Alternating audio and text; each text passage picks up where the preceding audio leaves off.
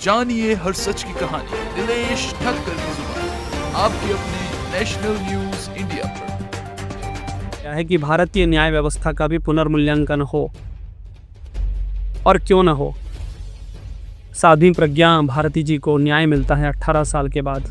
18 साल तक उसे प्रताड़ित किया गया, मानसिक रूप से, शारीरिक रूप से, और अंततः आज न्याय व्यवस्था कह रही कि वो निर्दोष हैं। संत श्री आसाराम जी बापू को जिस प्रकार से 12-12 वर्षों से जेल में रखा गया है, कुछ समय के बाद ऐसा आएगा कि संत श्री आसाराम जी बापू भी निर्दोष है, ऐसा भारत का न्याय तंत्र जब चिल्ला कर कहेगा, तब तक ऐसा नहीं लगता है कि बहुत देर हो चुका होगा। लेकिन मेरी भावनाएं हैं आसाराम जी बापू के लिए कि प्रभु उनको दोष मुक्त करे। उनका कोई दोष नहीं है, इसलिए उनको न्याय मिले।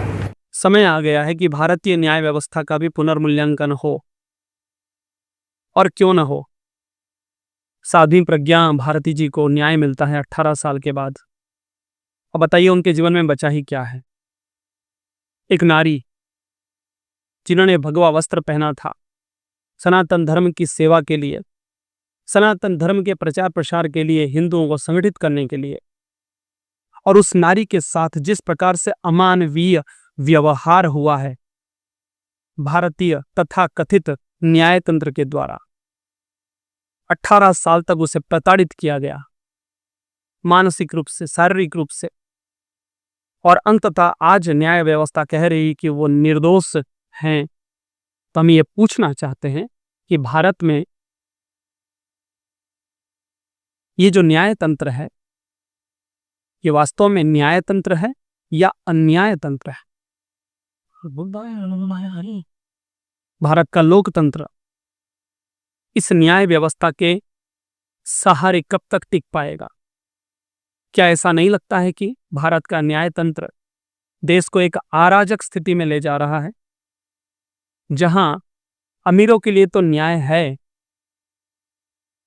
आतंकवादियों के लिए तो न्याय है, मानवाधिकार आयोग है, लेकिन साध्वी प्रज्ञा जैसी स्त्रियों के लिए, साध्वियों के लिए, संत श्री आसाराम जी बापू जैसे 90 वर्ष के बुजुर्ग संत के लिए कोई न्याय नहीं है। हिंदू संतों को जिस प्रकार से टारगेट करके हिंदुओं की आस्था को समाप्त करने की कोशिश की जा रही है, इससे स्पष्ट होता है कि सनातन धर्म को समाप्त करके धर्मांतरण के द्वारा, लव जिहाद के द्वारा, गौ हत्या के द्वारा, मंदिरों की लूट के द्वारा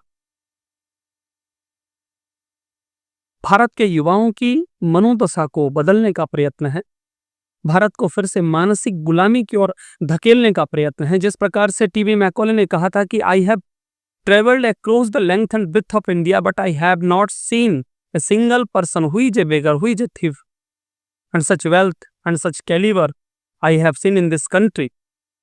So I think that if we don't broke its very backbone of this nation, and which is her ancient culture and education system, तो मैकॉले के षड्यंत्र के तहत ही हमारा देश, मुझे लगता है कि हमारा देश का तथाकथित लोकतंत्र, तथाकथित न्यायतंत्र, तथाकथित मीडिया तंत्र मैकॉले की रणनीति पे ही काम कर रहे हैं, अंग्रेजों के रणनीति के ही तहत काम कर रहे हैं, और उनका केवल और केवल एकमात्र उद्देश्य दिखता है किस प्रकार से सनातन धर्म को नष्ट भ्रष्ट किया जाए, सनातन धर्म के प्रति आस्था रखने वाले लोगों की आस्थाओं को समाप्त किया जाए। इसलिए हम आपसे अपील करना चाहते हैं कि हमें जागना होगा, भारत के न्याय तंत्र को बदलना होगा, किसमें रिफॉर्म की आवश्यकता है। जिस प्रकार से एक भवन निर्माण किया जाता है पुराने भवन को तोड़कर, उसी प्रकार से इस तथाकथित न्याय व्यवस्था को फिर से सुदृढ़ करने की आवश्यकता है। तभी हमारा लोकतंत्र सुरक्षित रहेगा, तभी हमारा देश सुरक्षित रहेगा, तभी सनातन धर्म सुरक्षित रहेगा। ऐसा न्यायतंत्र जो 18 साल के बाद न्याय करे, ऐसा न्यायतंत्र किस काम का? संत श्री आसाराम जी बापू को जिस प्रकार से 12-12 वर्षों से जेल में रखा गया है,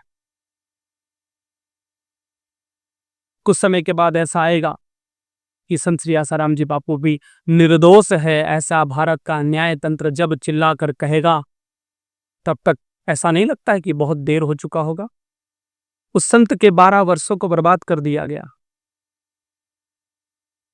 12 वर्षों में जाने कितने करोड़ों लोगों ने अपना जीवन बदल दिया होता, करोड़ों लोगों ने अपना नशा छोड़ दिया होता, उनके घरों में भी खुशहाली आ गई होती, सनातन धर्म और सुदृढ़ हो चुका होता, भारत के करोड़ों युवा सदाचार के मार्ग पर चल रहे होते हैं। लेकिन इन सबको बंद कर दिया गया, रोक दिया गया। ये पाप है, सामूहिक पाप है भारत के इस लोकतांत्रिक तथाकथित लोकतांत्रिक व्यवस्था का, जो सनातन धर्मियों को ही प्रताड़ित कर रही है। एक प्रकार से टारगेट किलिंग किया जा रहा है सनातन धर्म का। इसलिए हम हिंदुओं को एकजुट होकर आवाज उठानी पड़ेगी, और तब तक आवाज उठानी पड़ेगी जब तक कि संत श्री आसाराम जी बापू जैसे निर्दोष संत को बाइज्जत बरी न कर दिया जाए। और केवल इतना ही नहीं, परम पूज्य संत श्री आसाराम जी बापू हो, चाहे साध्वी प्रज्ञा ठाकुर जी हो, चाहे स्वामी जयेंद्र सरस्वती जी हो, ऐसे निर्दोष संतों के खिलाफ जिन्होंने भी अभियान चलाया था, जिन्होंने भी उनके ऊपर झूठे आरोप लगाए थे, और जिन पुलिस अधिकारियों ने उन एफआईआरों को दर्ज किया था, और उन मीडिया चैनल्स जिन्होंने एक अभियान के तौर पर सनातन धर्म को बदनाम करने के लिए, साधु संतों को बदनाम करने के लिए एक मुहिम चलाई थी, उन सब को भी कारागार में डाला जाए और उन्हें भी कठोर से कठोर सजाएं दी। जानिए हर सच की कहानी दिनेश ठक्कर की जुबान, आपके अपने नेशनल न्यूज इंडिया पर।